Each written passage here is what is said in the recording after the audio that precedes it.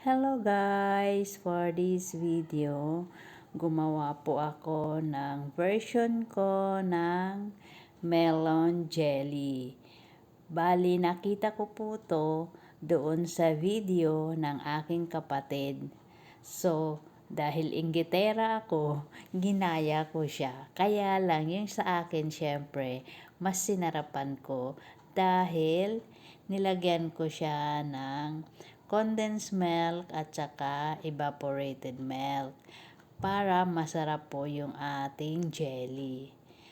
At ituturo ko po sa inyo kung paano ko to ginawa. Syempre una, yung ating melon, tinanggalan natin ng buto. Yan. Then, eto na po yung ating jelly. Pinakuluan na po natin siya. Hindi ko siya nilagyan ng maraming tubig. Sakto lang para hindi siya yung malabnaw. Then, siyempre, naluan na natin yung gatas. Pagluto na, ayan, ilagay na natin dyan sa ating melon. Then, pag lumamig na is ilagay na natin siya sa ref. At pag matigas na po yung jelly at malamig na siya, pwede na natin siyang kainin. So, ayan na nga po, tinikman na natin siya at napakasarap po talaga.